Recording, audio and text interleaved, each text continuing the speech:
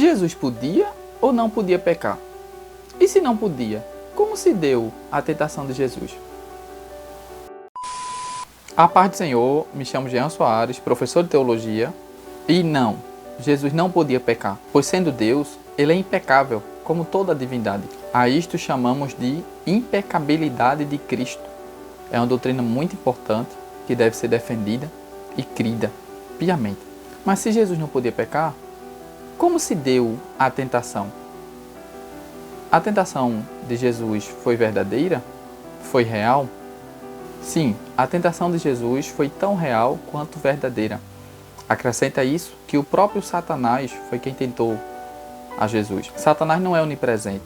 Se ele está tentando Jesus, ele não está tentando outra pessoa. Talvez se possa pensar que Satanás não sabia que Jesus era Deus e como Deus não podia pecar. Mas sim, Satanás sabia. Desde Gênesis 3,15 foi anunciado que aquele que viria da semente da mulher esmagaria a sua cabeça, embora ele lhe ferisse o calcanhar.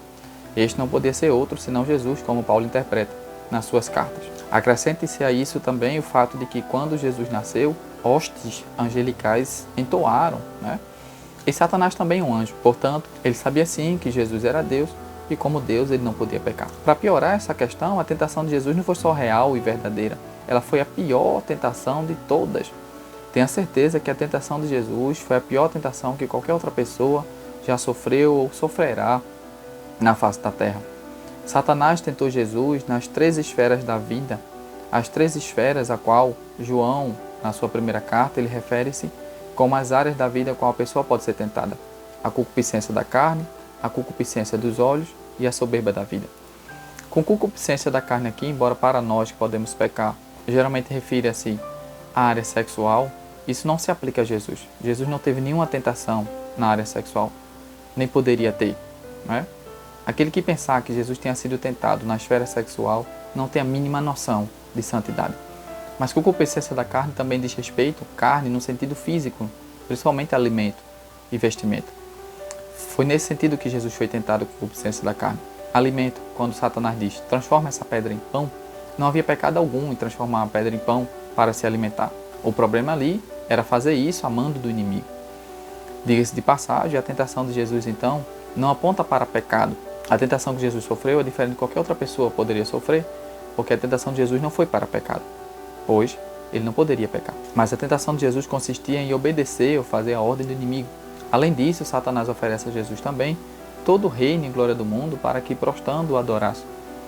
Isso é concupiscência dos olhos. E por fim, Satanás diz que se Jesus se atirasse do pináculo do templo, os anjos, a qual o Senhor daria ordem a seu respeito, iriam impedir que ele caísse com base no texto do salmista. Jesus defende-se das tentações fazendo uso da Escritura, e Satanás mesmo toma a Escritura fora de contexto. Mas perceba que as 3 áreas da vida humana foram representadas na tentação de Jesus. Então, representativamente, Jesus foi tentado em todas as áreas da vida humana, o que significa dizer que não há tentação que eu e você venha a sofrer, que Jesus, representativamente, não tenha passado. Mas ainda paira a questão: se a tentação de Jesus, além de real e verdadeira, foi a mais difícil de todas as tentações, como se deu essa tentação, sendo que ele não podia pecar? A resposta é que Satanás tentou Jesus justamente para que ele não pecasse. Isso mesmo, você ouviu bem.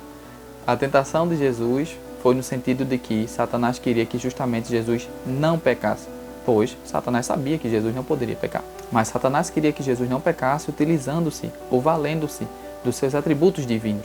Por isso ele disse: transforma essa pedra em pão, te joga daqui para baixo, que aos teus anjos dará ordem a teu respeito. Veja que são questões que envolvem os atributos divinos de Jesus.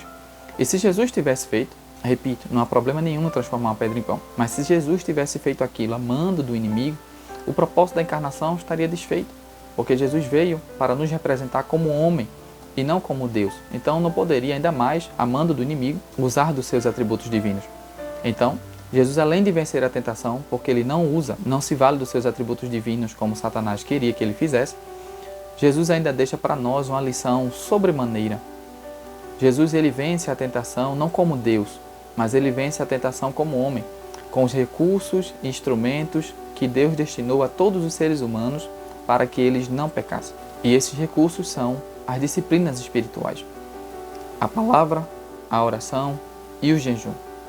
São ferramentas que Deus destinou a todos os seres humanos para que não pequem.